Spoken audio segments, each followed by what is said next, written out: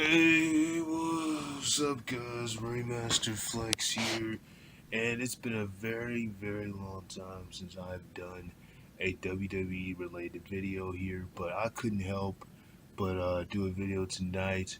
I know this camera looks kind of fuzzy here. I'm not really sure why. Usually my camera, when I record on my laptop, doesn't look like this, but it's even hurt my eyes just staring at it. But I couldn't help but make a video of last night of WWE's Money in the Bank. I tried to do a video. I was trying to do it right after the pay per view ended, but I was viewing it so late that by the time I really got to watch every match, um, I just got tired and ended up going to sleep. But now I'm not going to waste any time here for Money in the Bank. Um, and let me just say this before I start my review of this pay per view. I think for the most part, most of these matches were either decent or they just had some strange finishes or just some strange things that happen between them. But uh, I'm not gonna say that. I would say this show was a lot better than Backlash. A lot of people said Backlash was one of the worst pay per views of this year. I think this definitely made up for Backlash a lot, big time. Especially this being the second co-brand pay per view of this year. I think this pay per view did a whole lot better than Backlash, especially since they were in Chicago, Illinois, and you can expect some CM Punk chants and things like that. But let me not waste any time rambling here. Let's get started. So first up, I never talk about the pre-show, even though the pre-show match is pretty decent between the Brudgent Brother, and Luke Gallows and Carl Anderson. Even though that match was decent on the pre-show for the SmackDown Tag Team Championships, of course the outcome was very expected. So first up, we had Big Cass versus Daniel Bryan.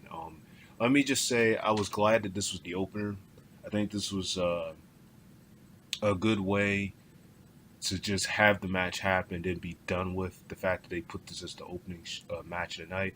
And, I think compared to Backlash, this match was a lot better. A lot of people crap on Big Cass and they say he can't wrestle and they say he doesn't have a lot of moves in his arsenal and things of that nature. But I think this match, he gave a little bit more into it. And I mean, they put a lot more time into this match. You see, the last match they had at Backlash, they didn't really have enough time in that match, and Big Cass ended up tapping out pretty much as soon as he got put in the yes lock or whatever. But uh, in this match, it was a lot more timing, a lot more time was put into this match, and I think for the time that they had, they were both able to execute some really good moves. Big Cass had some good moves. He was able to put here and there. And for a second, when he hit the big boot on Daniel Bryan, it almost looked like it was going to be over, but Daniel Bryan kicked out. And when he put Big Cass in the yes lock or the label lock, or whatever lock he calls it at this point, Big ropes, which is what he didn't do at Backlash. At Backlash, as soon as he got put in the yes lock, he just tapped out. But the way that they did it this time, he actually grabbed the ropes when he was put to the yes lock. So I like how he didn't actually tap out to the same submission like how he did at Backlash, even though he ended up tapping out for a submission anyway because Daniel Bryan is a submission specialist.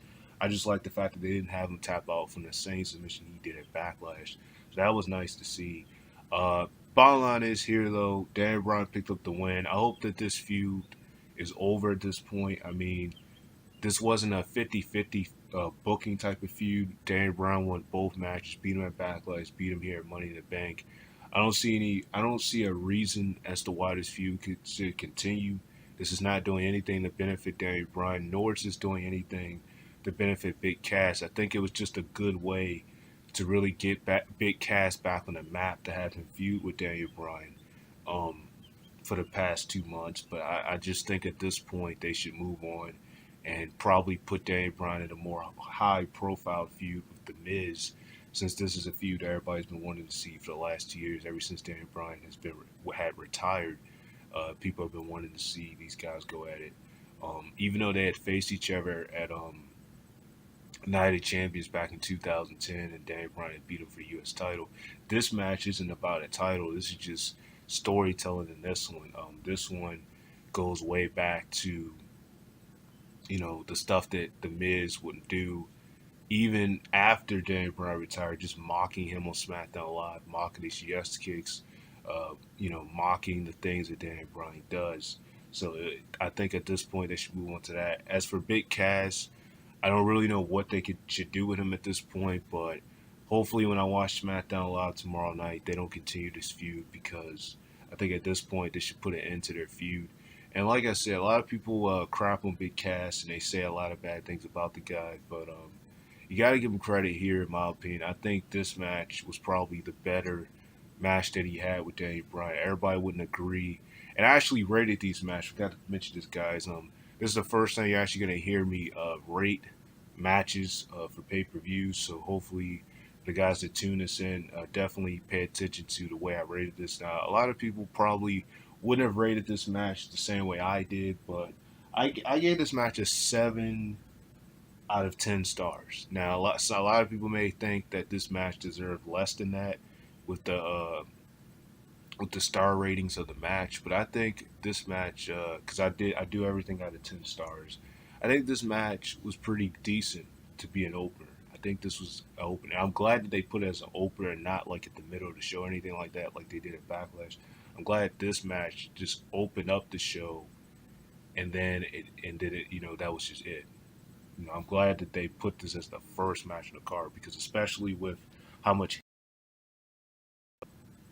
how much hate that Big Cass gets, it was a good thing that they put this as like the first match on the card, and then like right after that, then boom, put this as the first match on the card, and then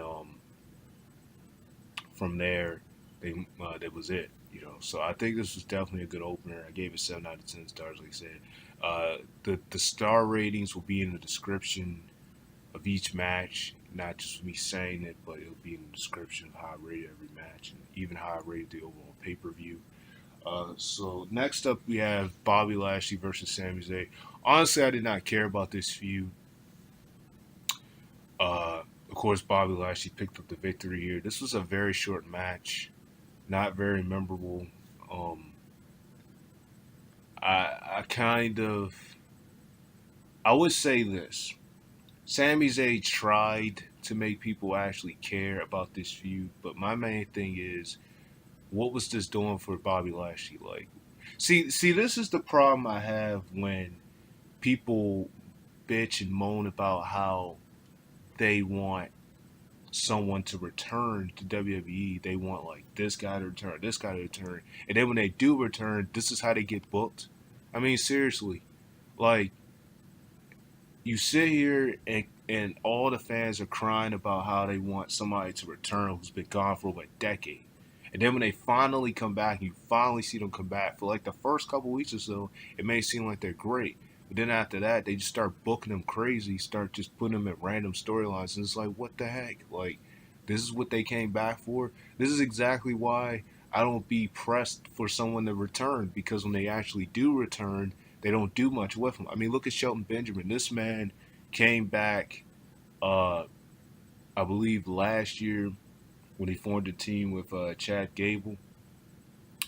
This was after Jason Jordan had went on to Raw and started the whole legitimate son angle with Kurt Angle, and so Chad Gable was left alone with SmackDown Live. And not long after that, Shelton Benjamin had came to the mix. He was supposed to come in 2016, but he had an injury that took him away from coming at that time, so he didn't end up coming until last year. And the thing was at first when everybody seen Shelton Benjamin, it was like, wow, Shelton Benjamin's back. Like, I can't believe it. They're going to actually give Shelton Benjamin a push.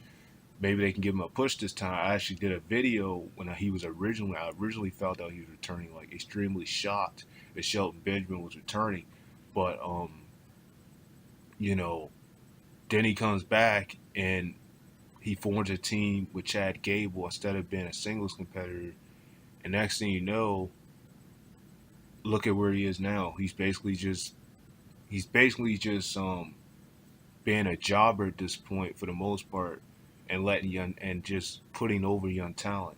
And not to say that there's nothing wrong with it, but it's like this is what he was bought back for. Even when the Dudleys came back, it was the same way.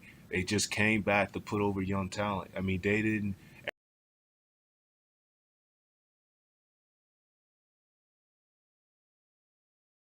I don't understand it. How can you want someone who's been gone for a long time to come back if they're just gonna book them to like put younger people over, just put people over or something? And it's not to say that Bobby Lashley's doing it, but it's just the fact that ever since he's come back, it all started with the sisters thing and just the stuff that they had Sami Zayn do. It's really ruined Bobby Lashley's character. Everybody was so excited for the man to come back, but they just threw him in random matches, and next thing you know, he starts his feud with Sami Zayn, in which the match was I gave a very small star rating because I just honestly felt like this was a waste and this is doing absolutely nothing for neither one of their careers. This is nothing for Bobby Lashley. My main question is, where does Bobby Lashley go from here? Please don't tell me he's going to continue this feud with Sami Zayn because this does not need to be one of those feuds that goes all the way up to SummerSlam or something like that. I hope that he actually starts the feud with someone else or something like that because obviously they don't know what they want to do with Bobby Lashley because there's so many guys on Raw.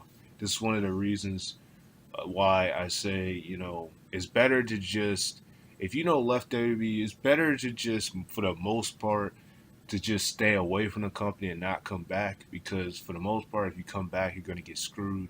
There's only for so many people who's actually come back and been successful. The Hardy Boys are the only team or group, just a group of guys I know who made a return and they've actually been used they've actually been used properly for the most part. I mean, look at Matt Hardy. He's one half of the tag team champions. Woken Matt Hardy with Bray Wyatt, and look at Jeff Hardy. He's the United States champion of SmackDown Live.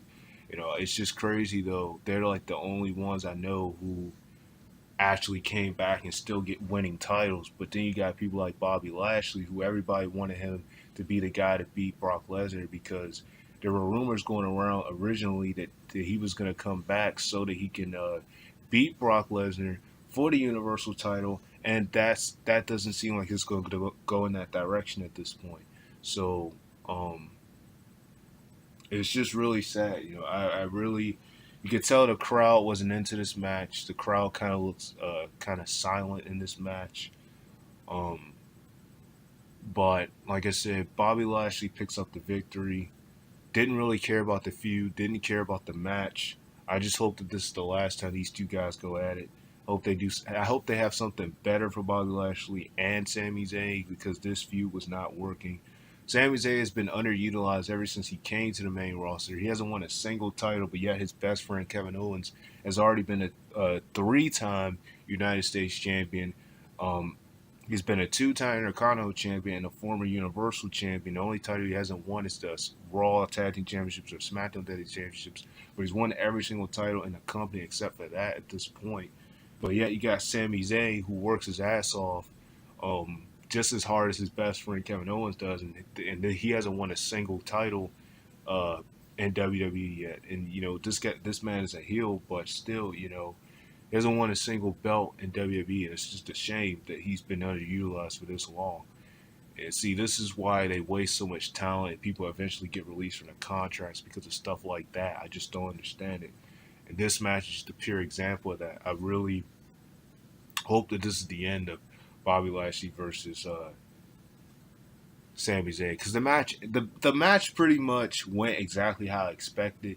Sami Zayn got a couple of moves in on Bobby Lashley, but Bobby Lashley basically dominated this match. I mean, he kept putting him in that standing suplex, which I don't know why they keep having him do that move. Uh, Instead of just using a Dominator as his finisher, they keep having him do that. I don't really know why. I mean, he kind of did the Dominator, but they keep having him do that standing suplex instead of just keeping the Dominator. I don't know why they keep having him do that. But he basically dominated the whole match. And next thing you know, he kept picking Sami Zayn up, putting him back down. Next thing you know, he pins him, and that's it. I mean, what more can you say? So Bobby Lashley picks up the win there. I gave that match 4.5 out of 10 stars because it wasn't a terrible match. It just isn't something that you would really remember. Next up, you have Elias versus Seth Rollins for the IC title. And let me just say this: just like all the matches that Seth Rollins has been having for the most part with his IC title on the line, Intercontinental Championship on the line, this match was no different. And honestly, compared to the matches he had at WrestleMania and the match that he had between the match he had at WrestleMania, the match he had at the Greatest Royal Rumble,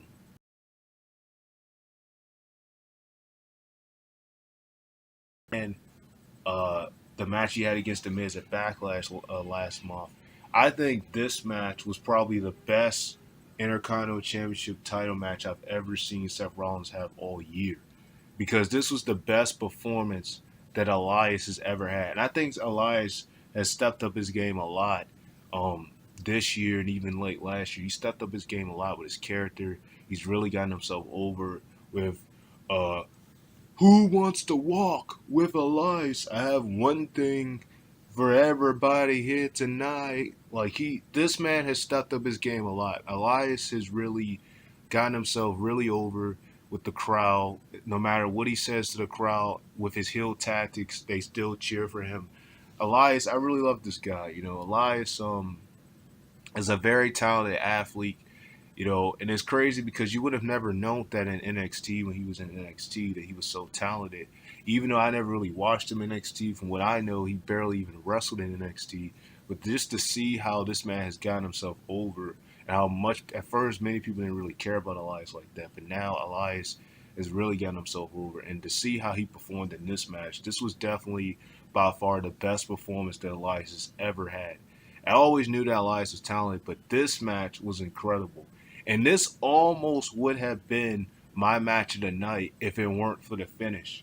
Because, when you got a huge baby face like Seth Rollins and you end the match with him pulling the tights of Elias, it just kind of, I don't know, to me, in my opinion, it just kind of killed the vibe of the match, because Elias, was taking it to Seth Rollins, and it nearly had you thinking that he was about to win the belt at a lot of points in the match. It had you thinking he was about to win the belt, especially when Seth Rollins kept on same using that. They used the same thing with his knee buckling a lot, and he still was able to go all the way up the top ropes, hit that Falcon Arrow. It always scares me when he goes up the top rope.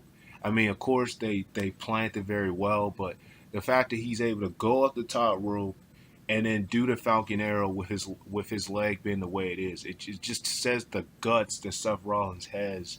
I really love that move that he does, and when he did it to Elias, it was insane. But the only thing they killed it for me with this match was the ending, because I just thought that it should have had a better ending than that. Like, he could have actually hit Elias with the curb stomp, because obviously at this point, with the way that they ended this match, I don't see this feud ending just yet. I can see this feud continuing into Battleground, which should be the next pay per view. I can definitely see this feud continuing. I don't see it ending. I don't see it ending just yet.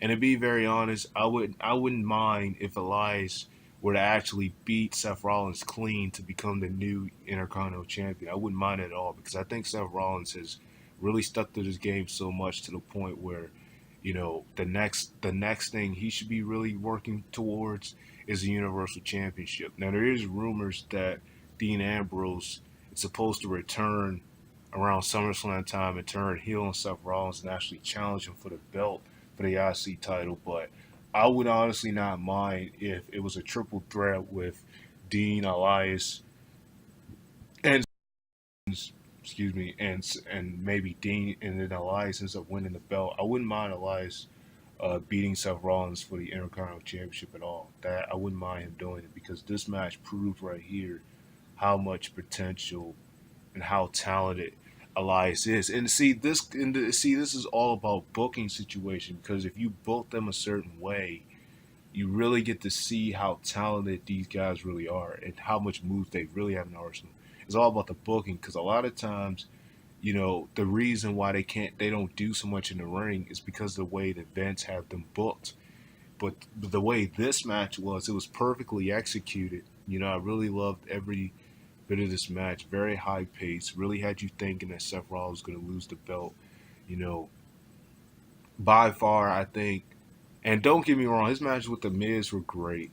You know, the match he had with Finn Balor and The Miz at WrestleMania was good. Even the match before WrestleMania that he had against Finn Balor, uh, literally the night, like a couple of days before WrestleMania on Raw, that was an incredible match um, that they had together. Him and Finn Balor had a couple of matches on Raw, but that particular one was an incredible match because The Miz was on commentary talking about the match and they faced each other prior to WrestleMania. But still, I think this match by far was the best match that Seth Rollins has had throughout his whole IC title reign. You know, I think this match was the best one because um, those matches were great. Even the Greatest Royal Rumble was a good ladder match, but this one was just incredible. I really love the way that Elias put himself through in this match, and like I said before, I would not mind if Elias became the new Intercontinental Champion at all. I wouldn't mind if they gave him the belt because I think he would be a good Intercontinental Champion. You know, I wouldn't mind them giving Elias the belt at all. That would be a pretty decent move. I wouldn't mind them doing that. So, you know, Elias and Seth Rollins, I gave this match a 9 out of 10 stars. It would have gotten a perfect 10 out of 10. Probably the match of the night, match of the year candidate. But only reason I didn't give it 10 out of 10 was because of the ending. You know, I just think that it should have had a proper ending. But the way that they ended it, you can definitely tell that this feud is far from over. And it kind of makes me wonder if Dean Ambrose really is going to return towards SummerSlam, how they're going to execute him into the mix, or if this is just going to be their final match at Battleground or something. Because I definitely don't see this feud ending right away. So next up, we got the women's Money in the Bank ladder match. You had Alexa Bliss, Charlotte Flair, Becky Lynch, Naomi, Natalia, Ember Moon, Lana, and Sasha Banks. I really like this match. I think all the women had, had their moments to shine in this match. You had Naomi having some high flying moments. At one point, I actually nearly thought Naomi was going to actually grab the briefcase because for the longest time, she climbed all the way up the ladder, had her hands on the briefcase like she was about to take it off before she got stopped from doing it. And I really nearly thought that Naomi, the way that they booked it here, it almost seemed like she was going to win the belt. I mean, not the belt, like she was going to win the briefcase, but she ended up not doing it. But she had some great moments. Ember Moon had some great moments in this match with her high flying ability. You know, Lana even looked good in this match for someone who they always teased and said can't wrestle. I think Lana really improved in the ring compared to how she was at first, where she barely could even do a move. I think she's really improved herself in the ring a lot. You know, Charlotte Flair had her moments, tossed people around.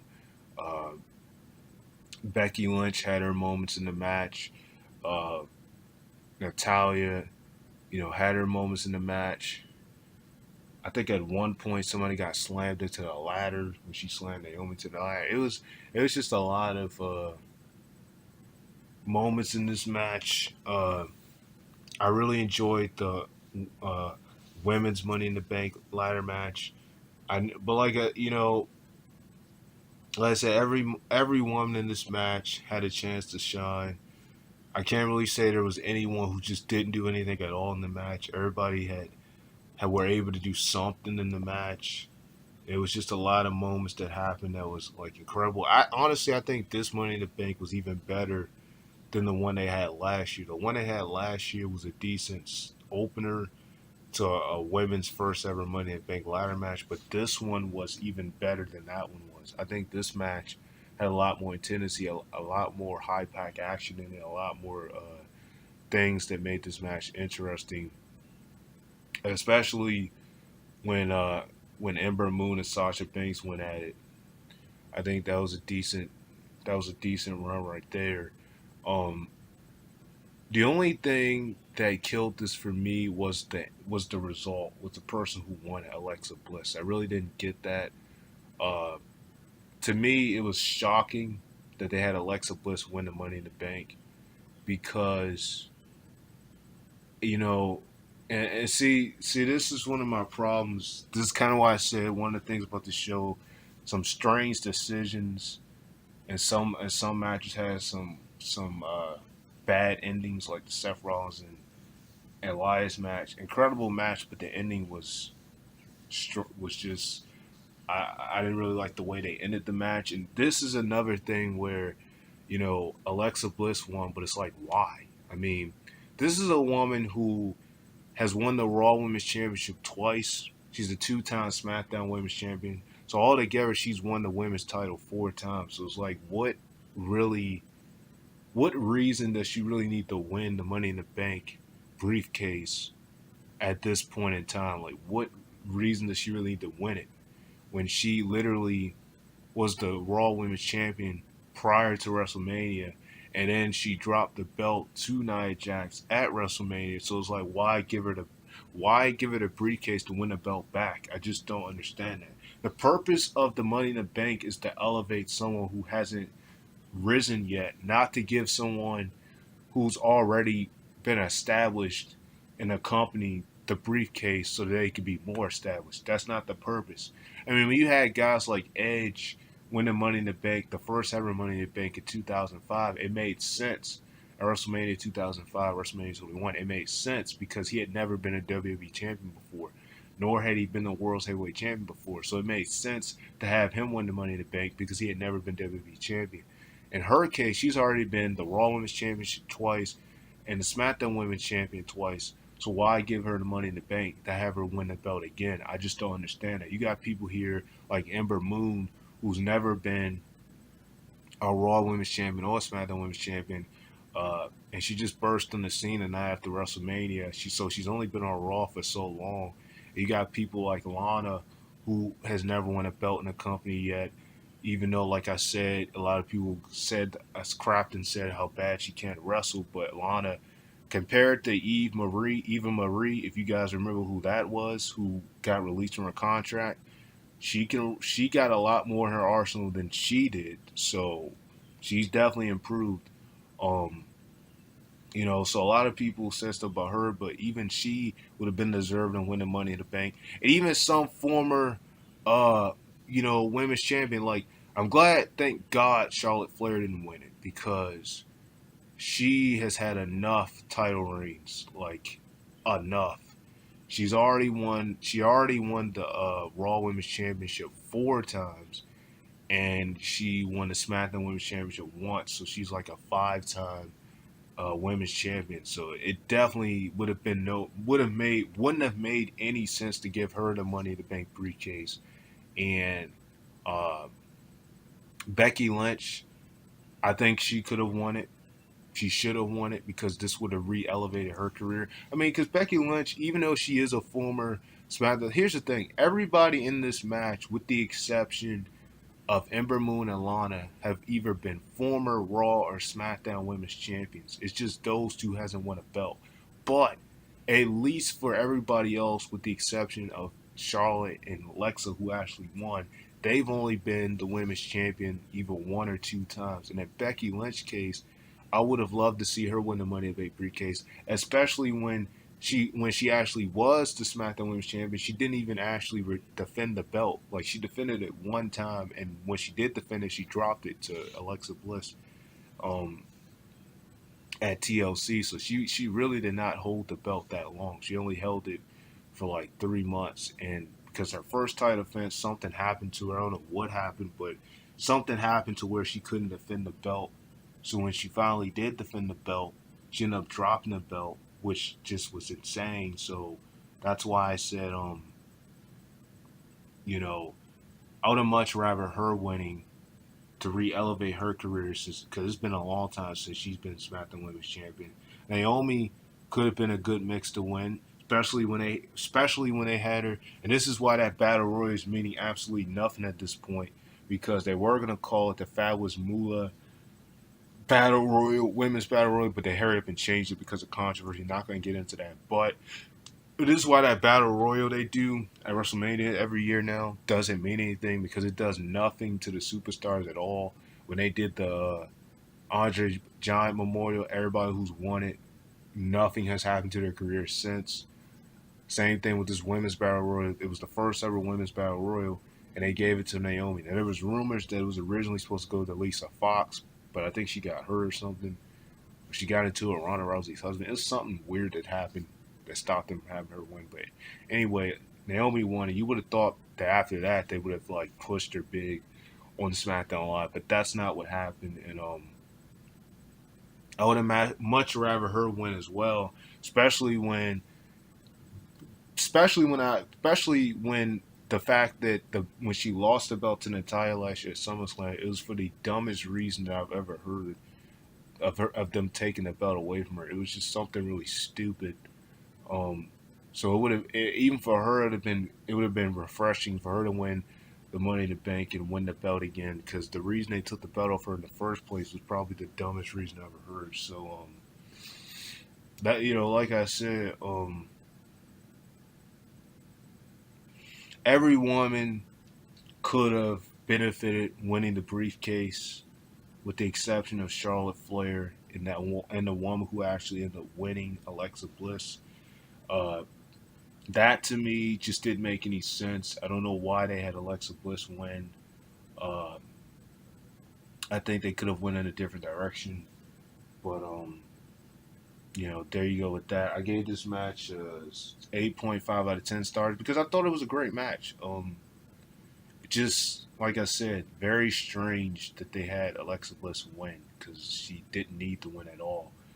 I mean, I don't get that, but Next up, you have Roman Reigns versus Jinder Mahal. Now, I'm not going to really talk too much about this match. Let me just say the crowd was very dead in this match. You had people doing the wave during this match. People chanting, I think, "Let's go Cena. Cena sucks." And Cena wasn't even in the match. I mean, they were just chanting all types of stuff. I think even some CM Punk chants. Just a whole bunch of chants that had nothing to do with the match. Now, I'm not going to sit here and say that Jinder Mahal didn't try to make people care about this match because he did try to make people care about this match, but no one just really gave two craps about this match. I think the people have been a little bit too harsh on Roman Reigns, though, to tell the truth. I'm not going to sit here and say that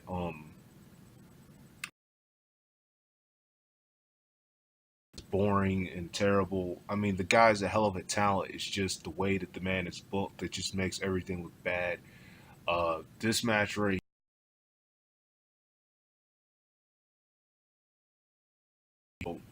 just not much to say about it. Like I said, the crowd, which is dead. Um, he ended up winning not long after Samir Hussein had got taken away from ringside for interfering in the match, even though he had a freaking casket on, acting like he was hurt because of his. He got taken out, and that's when Jinder Mahal ended up losing. Because normally and it was crazy because actually he didn't even get taken out. Roman Reigns attacked him, and then like after that, Jinder Mahal tried to like get him with the what is that move? What is his finisher called? The Colossus. But he missed, and Roman Reigns hit him with the spear and won like that. I mean, not much to say about this. Do I see this feud continuing? I don't know. I guess we'll have to find out tonight on Monday Night Raw. Uh, I mean, from what I know, they're still trying to have Roman uh, face Brock Lesnar for the Universal title at SummerSlam, which doesn't make sense when you consider if their match was terrible at WrestleMania. Do you really think it's going to be any better at SummerSlam? I just hope this experiment with Roman Reigns ends like completely because it's not working. Like I said, the people bash on him a lot. And I mean, it's not like, here's the thing, it's not like Roman Reigns has had all bad matches. It's not to say that this man has had like terrible matches all year long because there have been some matches that I think he did this year that weren't bad at all. Really, the match he had with Samoa Joe, which really had pissed me off because Samoa Joe got robbed in that match. They had on New Year's Day for the IC title. I think that match was an incredible match.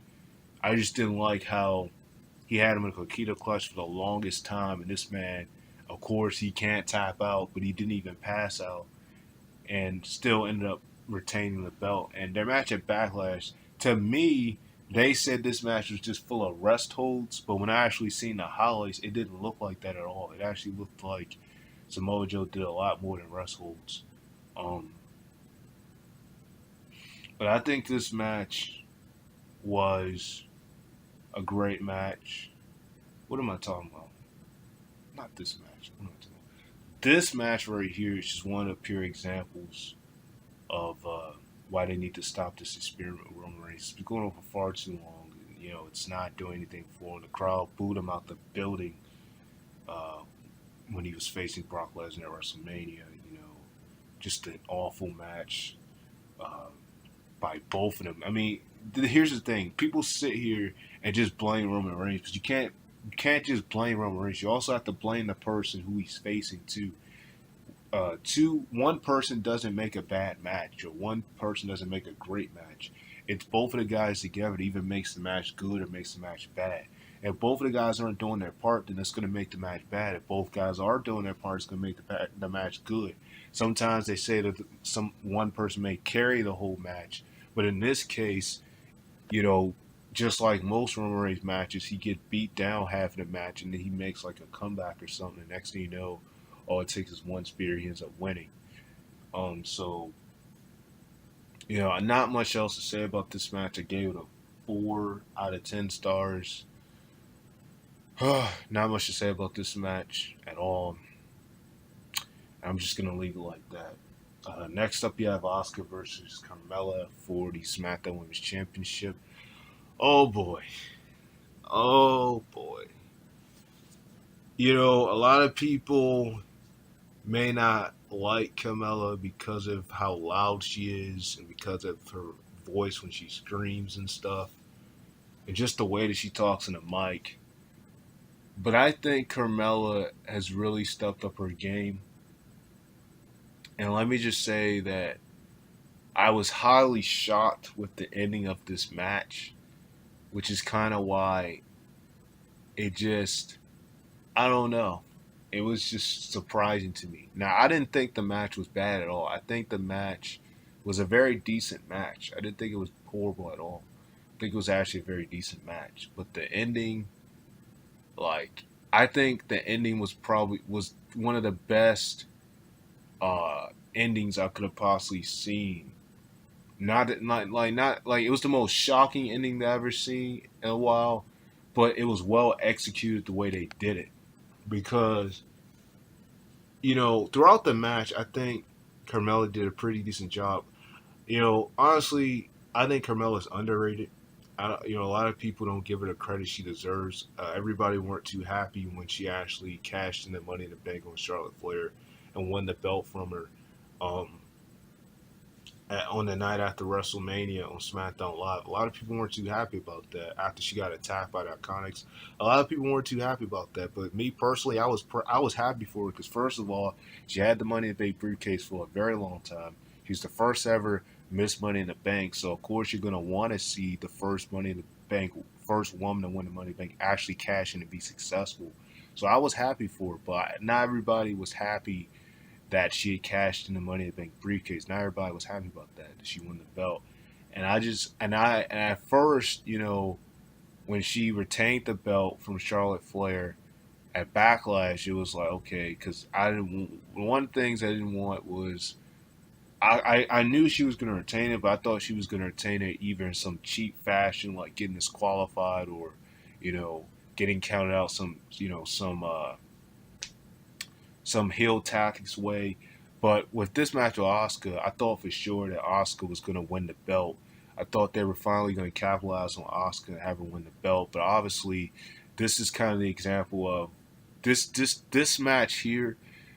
All I'm gonna say is it really tears the name of Asuka when they every night on Raw, every single night on Raw when this woman had a match, they would always say her freaking streak was in jeopardy. And ever since her streak ended, at WrestleMania, it just seems like they pretty much have given up on the character of Asuka. I mean, honestly, this match is a pure example of it. Like, not to me, it wasn't, but this is just a pure example of when WWE basically start to waste their talents and misutilize people because you had her undefeated all this time for 2 straight years. You know, actually three, I believe, because she debuted sometime October 2015 for like 3 straight years, and then all of a sudden she loses to Charlotte at WrestleMania, which I didn't even expect that to happen, and then she loses again tonight. She lost again last night to Carmella, not clean, but by interference. And not only that, but she got pinned. First she lost submitting, now she lost got pinned. So in the record books, it will say that Carmella was the first person to actually pin Asuka. So you start to wonder why. Um, you start to wonder why they booked Asuka this way to have her be undefeated just for her to lose to Charlotte. At first, everybody thought that she was going to be undefeated for like the whole year, have the belt, and then face off with Ronda Rousey. But that's not what happened. They completely fooled us all and changed the whole booking around. I mean, I don't know. I really don't. I don't know what they're doing with Asuka at this point. I don't know. Um, I thought, at the beginning of the match, Carmella was just toying with Asuka because she kept doing the moonwalk. She was just toying around with Asuka. But when they really started to go, it really started to pick up. Asuka got her moves in. Um, Carmella hit her with some good kicks. And really, right before the interference took place, Asuka had this brutal kick that Carmella gave her to the floor. And I just thought that looked pretty insane right there. You got to give Carmella credit for being able to do that. That was a good booking, in my opinion, that they had Carmella do. And like right after that, not long after that, that's when a strange person comes in with a Oscar mask and actually comes in the ring, and Oscar staring like what's happened. And it's funny because Corey Graves said that it's haunted, and like Oscar just stares at it, and then out of nowhere, it's James Ellsworth who takes the mask off, and then Oscar is like shocked, and then Carmella comes out of nowhere, super kicks her or something like that, and ends up winning, which is insane. Let me say that. Say what you want about James Ellsworth. I know a lot of people aren't fans of James Ellsworth, especially after last year, but I think if it was any way for James Ellsworth to make a return, this was probably the best.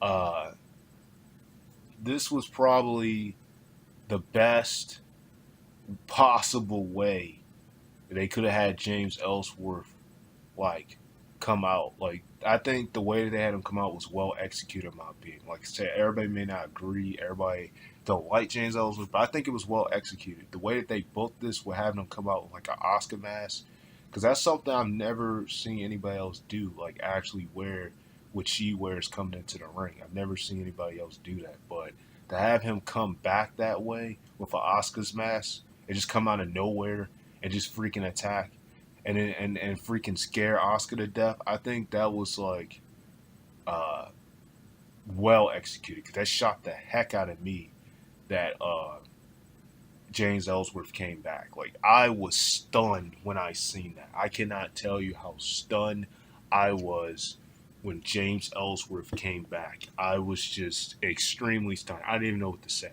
I didn't even know what to say. I was beyond stunned. Um, when James Ellsworth came back. I mean, this guy got released sometime last year, uh, right after all the girls like beat him up basically, and every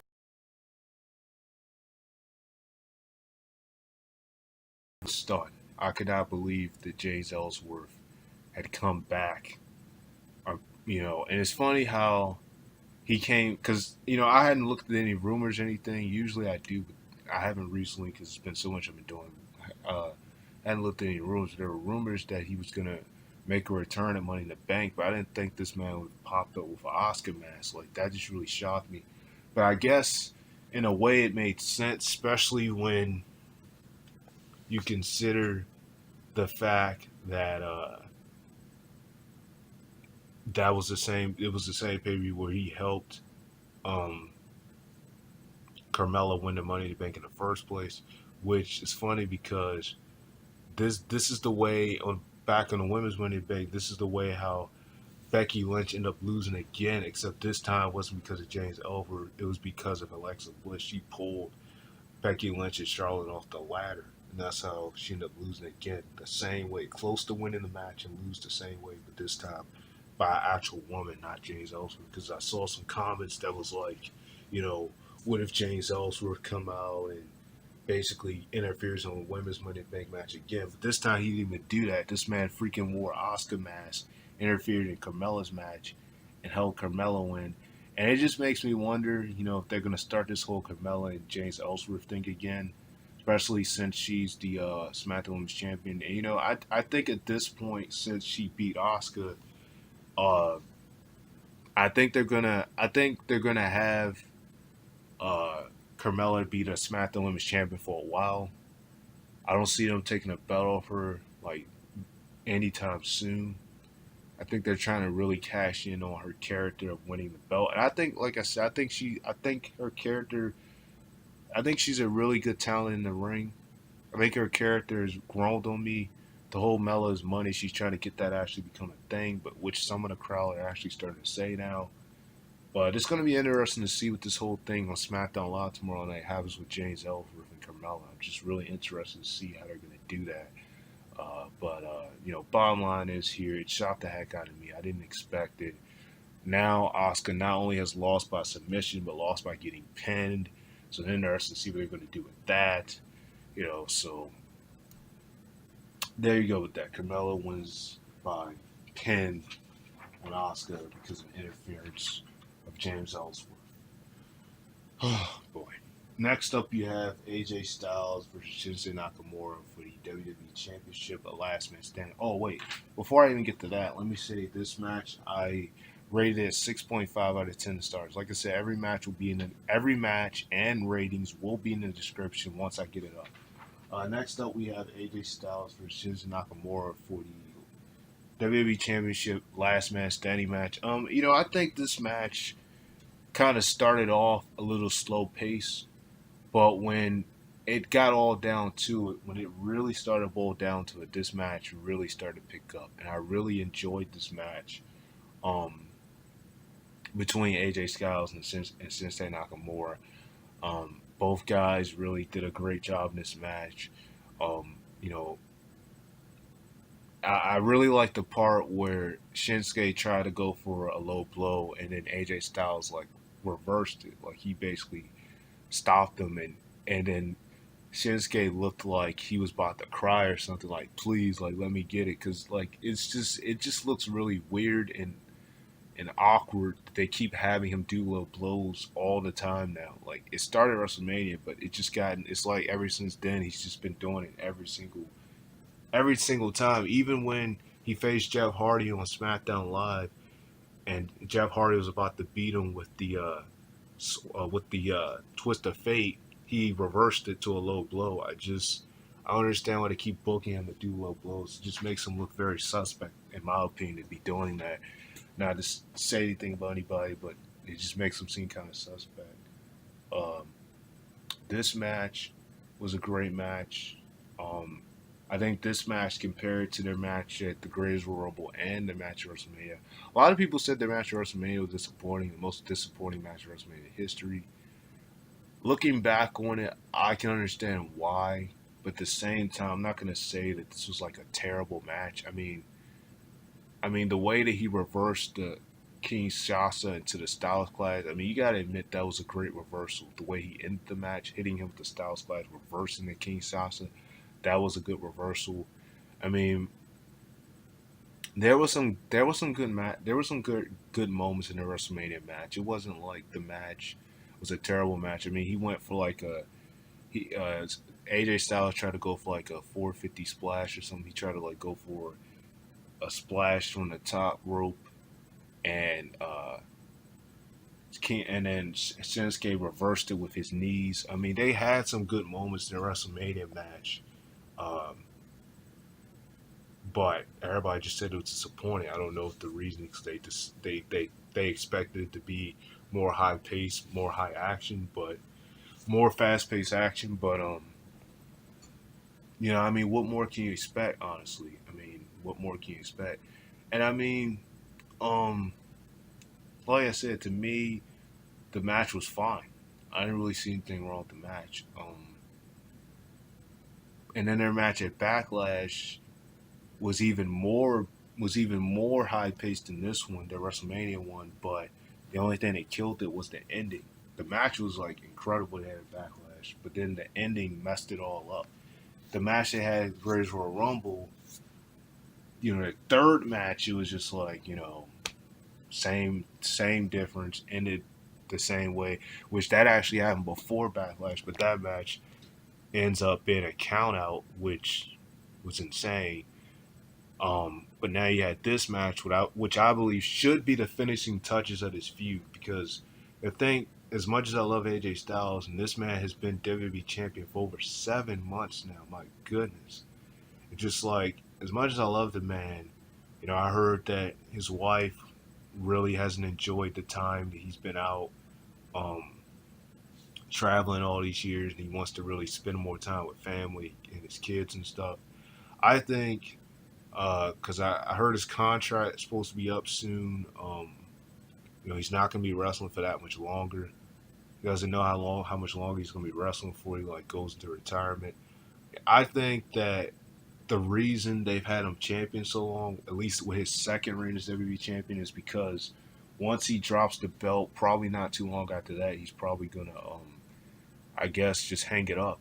I don't know. I mean, they've had him champion for so long, but sadly, he hasn't main evented any match on pay per view since being WWE champion, all except for Clash of Champions against Jinder Mahal, which was insane because he didn't main event the Royal Rumble match with Kevin Owens and Sami Zayn, and he didn't. And I mean, he did main event Fastlane, but the story wasn't even based upon him. It was based upon the Shane McMahon and Kevin Owens and Sami Zayn feud. It wasn't even about him in that match.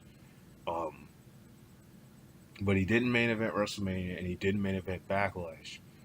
Um, Neither of those matches did he main event, nor did he main event this pay per view Money in the Bank. So it's like he hasn't even main evented half the pay per views since he's been WWE champion, which is insane. It just kind of feels like when you thought that the pressure of the WWE championship was a relief when they took it off Jinder Mahal, it wasn't even the case, because once they put on AJ Styles, they still kind of used him like a secondary champion, like the other title that was supposed to be meaning less than the WWE Championship was more on television than WWE Championship. I mean, because AJ Styles, I think that he's close to hanging up anyway, because as you start to see now, when he puts his title on line, he barely even has matches on SmackDown Live. He barely even has matches on the actual show. Most of the time, he's just doing a lot of promos.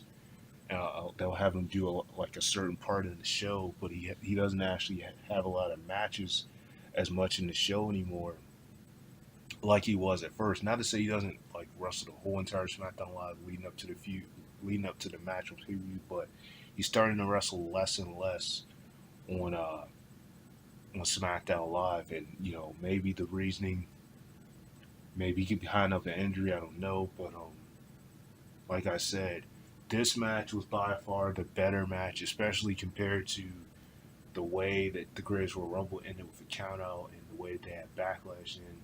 This was by far a better match. Both guys did an excellent job in this match. I really liked this match. Some people may have mixed feelings about this match, but I didn't have a problem with it at all. I think the ending was just perfect when he hit him with the phenomenal forearm and put him through the table, and he hit him with 10, and hit him with a low blow, and then ended up doing that to hit him with a steel chair. I just think that was a great way to end this feud. I think this feud just needs to end like indefinitely now, and hopefully my man Samoa Joe can beat AJ Styles for the belt because I mean my goodness, who this thing with Shinsuke has got to end, and it needs to end now. I mean, these guys have gone at it 4 straight times, and it's like, how much more are you gonna have in face each other preview? This needs to be the last time that these guys face each other. What do they do for Shinsuke? Same way how I don't know what they're gonna do with Asuka. I don't know what they're gonna do with Shinsuke because the man has had opportunity after opportunity after opportunity. Every single time he's had an opportunity to win a WWE Championship, he has never done it. And this goes all the way back to last year. So it's like, if I was them, I would just stop booking him to chase after the WWE Championship if he's never going to win it. If you're just never going to have him win the belt, to stop putting him in title matches because it's just getting painful to watch at this point. Because the man, or should I say, dreadful to watch. I mean, because the man last year one opportunity to face Jinder Mahal for the WWE Championship after beating John Cena on SmackDown Live. What happens? He loses at SummerSlam. Then he beats Randy Orton to face Jinder Mahal again. Hell in a Cell. What happens? He loses to Jinder Mahal again. I mean, this man at this point has had over 6 to 7 opportunities at the WWE Championship, and he's lost each time he's had the chance to win it.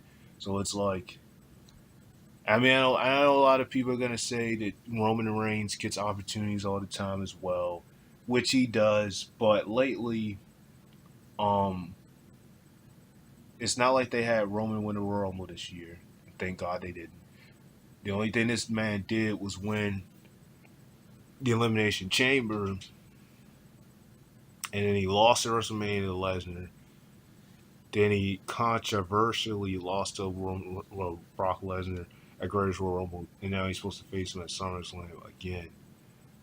But Shinsuke, he's no stranger to getting opportunities. Like, the man has had like 6 opportunities at the title and has lost every single time.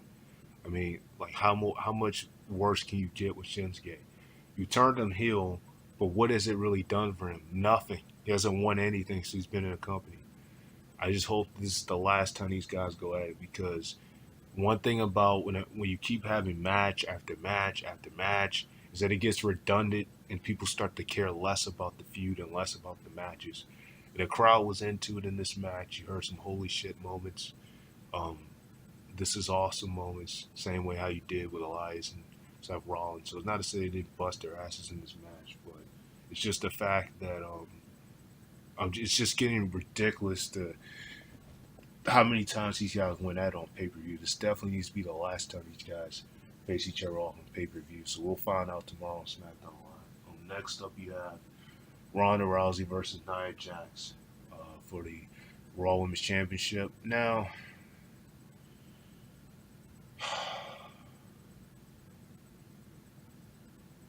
I had no problem with the match, but somehow I just knew that something strange was going to happen. I just knew it because of the way that the match was. Nia Jax dominated half the match, but I love the way that they had Ronda Rousey get back at it with Nia Jax. Nia Jax hit her with the Samoan drop. She, tossed her to the ring apron. Not the ring apron, but the side of the ring. She did everything to Ronda Rousey, but Ronda Rousey started using her UFC background. She started doing a bunch of stuff to Nia Jax. The match was a really incredible match. With the way that the way that the booking was leading up to this match, it just seemed terrible. Like, the booking leading up to this match just really seemed strange. Like, 1 minute Nia Jax plays a babyface, and the next minute she plays a heel. Like, they kept switching her roles. But the way they did this, the way she press slammed Ronda Rousey to the mat, the way that Ronda Rousey used her UFC moves on Nia Jax. This was just an incredible match. But then out of nowhere, Alexa Bliss comes, and next thing you know, she cashes in on Nia Jax. I think this was more of they didn't want Nia to win, and they didn't want Ronda to lose. So in order to settle that, they had Alexa Bliss come out and cash in her money in the bank that she had just won like early in the night, so that she could cash it in on Nia Jax so she can win the belt. That's what I think this was all about. Because to me, this just absolutely didn't make any sense. I mean, you had a perfectly good match. This match was pure domination, like pure back and forth domination. I would have loved to see this match go even longer. I would have even rated this match. Oh yeah, and I gave the AJ Styles and Shinsuke Nakamura match 9.5 out of 10 stars. Keep forgetting to mention that now, but I would have gave this match a lot more stars if it hadn't been for the ending. I just don't understand that. Like, the match was incredible, but I just somehow knew that something was gonna happen, and then next thing you know, boom. Um, next thing you know, um, next thing you know, Nia Jax. Next thing you know, Alexa Bliss comes out and cashes in the Money in the Bank. I mean, why did they need her to cash in the Money in the Bank after? I mean, why did they even need to put the belt back on her after she's already been Raw Women's Champion twice? I really don't know. I have no clue. Um, Obviously, you can tell that Vince must have a thing for her because, I mean, as one of his employees, he must have a thing for her because she just had the belt get on her way too much, and I don't understand it. I really don't. I really don't understand this call here. If you're gonna have Nia Jax have a short reign as the Raw Women's Champion, and if you're gonna get the belt right back to Alexa Bliss, then why even give Nia Jax the belt in the first place? I just don't understand it at all.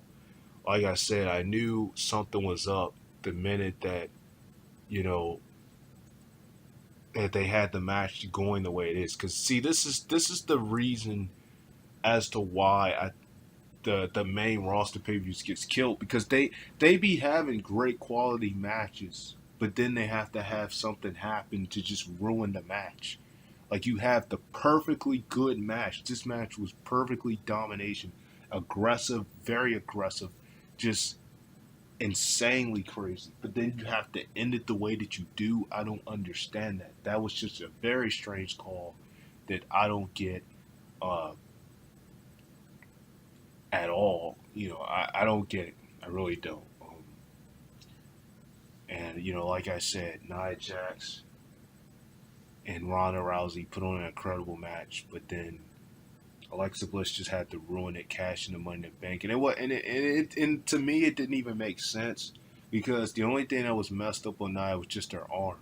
It wasn't like she couldn't use her other arm to stop her, but they had it where because her arm been injured, Alexa hits her with the briefcase, cashes in, hit her with the Twisted Bliss, and wins the belt back. I mean, if you were gonna have her win the belt back after losing at WrestleMania just to win it back, then why the heck would you take the belt off her in the first place? To me, this made absolutely no sense. I know some people got mixed feelings on this, but I just didn't like this call here. I think this call was very strange, very weird booking here. This is kind of what just kills the vibe for me with a lot of main roster stuff, just the booking decisions. I don't know. I gave this match 7 out of 10 stars. I think it would have been even better had it actually lasted, but just something told me that with how good it was, that something was just going to get in the way and ruin it. I just knew it because, like I said, I think this honestly was just a matter of they didn't want Ronda to like lose too soon after she's only been in like one match in WWE, uh, and they didn't want Nia to win They didn't want her to beat Ronda clean so they could say, oh, Nia actually pinned Ronda. They didn't want her to do that. So they had Alexa Bliss win only to cash in against them. I don't understand it. But it is what it is. Next, the main event, we have the men's Money in the Bank. See, now I have to call it the men's Money in the Bank briefcase. You have Braun Strowman versus Kevin Owens versus Finn Balor, Kofi Kingston. Kofi Kingston ended up being the guy that come out for the New Day, and I thought that it was amazing, especially when I found out he actually made history now, being a 7 Money in the Bank ladder match, even though he hasn't won any of them. Uh, Kofi Kingston got a pretty big pop in this match. He got a huge pop when he came out as the revealed to be the guy to play as a New Day in the ladder match, and he had a lot of great moments in the match. Samoa Joe, my man Samoa Joe, The Miz, Bobby Roode, and Rusev. Uh, Let me just say, every man for the most part had good showing in this match. Bobby Roode didn't do much of anything in this match. He was the only one that I would say, oh yeah, Kevin Owens, if I didn't mention him. Bobby Roode didn't really do anything in this match. He was the only one I would say that didn't really have a lot of big moments. Uh, I'm gonna say that this match pretty much for me became too predictable the minute that I saw Alexa Bliss win the women's Money in the Bank briefcase. I just kind of knew that after she won it and then cashed in and won the belt, that they were going to end up having Braun Strowman win the men's Money in the Bank briefcase. I just kind of knew they were going to do that, especially after they had uh, Alexa Bliss win the women's, because the whole mixed match challenge thing, I feel like they're kind of doing this whole thing with her and Braun Strowman now. I wouldn't be surprised they're going to do that because of having her win and having him win. I just have a feeling that they're going to do something like that. But Braun Strowman. I'm not going to say that he didn't deserve it. He's really stepped up his game. He's got himself really over this year. Everybody loves Braun Strowman. This man has really got himself over. He's personally not the man. I would prefer to have won this. I would have preferred my man Samoa Joe to win it. But Samoa Joe had some good showing in this match. He had a lot of great moments in this match. Samoa Joe, no question about it. They had Samoa Joe have his highlights. Kofi Kingston had his highlights hitting the Miz with the boom dropping the ladder. Um, you know, trying to do, which was insane. He tried to do the trust fall on everybody outside the ring, but they actually caught him, and then Finn Balor ended up doing his high flying move on everybody outside of the ring. Um, Kevin Owens tried to direct traffic, have his moments. Um, Everybody tried to go after Braun Strowman to kick it off, but it didn't work. It backfired. He just kept shoving and pushing everybody. They threw ladders on top of Braun Strowman, which I thought was kind of creative. Braun Strowman got out of the ladders when I believe it was Finn Balor or someone tried to like run towards the ladder to grab one of them, and then Braun Strowman like pulled it to get out, and that's when everybody started kicking Braun Strowman. Um, Kevin Owens, then Rusev kicked him, and then even Samoa Joe tried to make him go to sleep when they were closer to the table. And it was insane because Kevin Owens tried 2 times and failed. He tried to do the frog splash on it was who did he try to do on the first time? I believe it was Finn Balor. Someone he tried to do it to, but then he ended up climbing up top of the ladder to stop one of them from reaching a briefcase. And that time it failed. Then he did it, try to do it again to Braun Strowman, which even failed that time because Braun Strowman got back up. It was so funny because he tried to tell him, like, he tried to plead to him and tell him to stop, and it just didn't work out. And Braun Strowman tossed him like 20, 30 feet from the air, which was just insane how far he fell. But he tried to direct traffic and attack Braun Strowman. So I just thought that was hilarious right there. Um, but you know, it was pretty obvious that Braun Strowman was going to win, especially when he broke the ladder that they tried to hit him with. When he ran, just tossed everyone around, tossed Kofi Kingston around. it just really got insane. The Miz was really hilarious in this match because like every chance he had, he tried to like sneak and hurry up and climb on top of the ladder and grab the briefcase like every chance he had, but it failed every time he tried to do it. And at one point, Kofi Kingston actually came on the ladder with him and kept headbutting him to knock him off and tried to grab the briefcase, but he got stopped very quickly. Um, it was just a lot of fast-paced moments in this match. Finn Balor's best moment is when he came up top of the ladder and hit the coup de grace from the ladder to Bobby Roode. I thought that was a great moment right there. But like I said, once Braun Strowman like came back when they tried to like put him through a table and he just you know tossed everybody around, it just got crazy from there. It really just got crazy. Because the Miz face said it all. Like he was scared out of his place. Like what the fuck? Like this man was just scared. Like he tried to run and everything. It was just insane. But Braun Strowman came out and, like right after. It was actually funny how they ended this because Ben Balor was climbing up the ladder and Kofi Kingston like hopped on Braun Strowman from the back of him. I don't know what he was trying to do, but he hopped on him from the back. Braun Strowman flips Kofi Kingston to the ground and then throws Finn Balor down and grabs the briefcase. Like that was just insane to me. But overall, I think this match was a great ending to the show. Everybody had a good showing in this match, all except, like I said, Bobby Roode didn't really do much of anything in this match at all.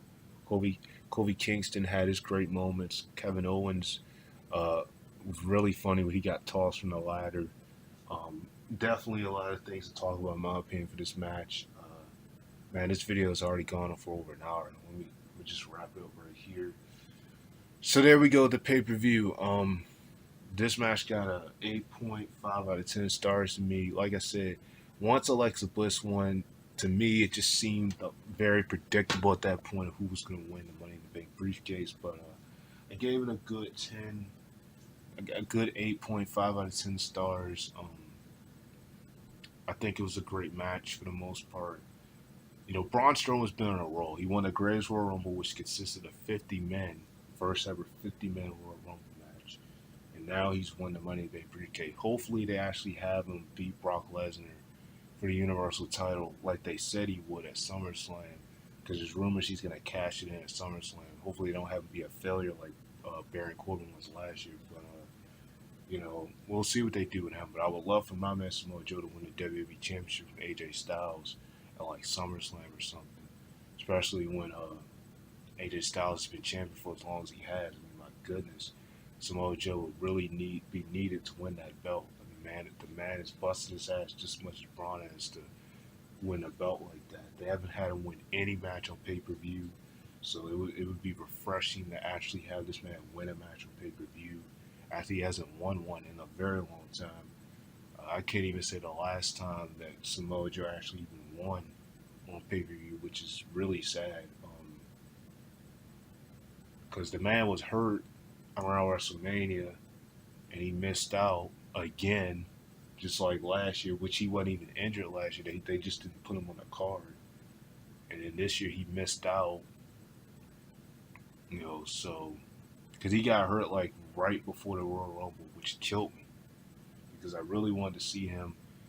I really wanted to see him have this feud with John Cena leading up to WrestleMania that would have had him face John Cena rather than Cena facing the Undertaker. But it is what it is. Overall, I gave this pay-per-view a 7.5 out of 10 stars.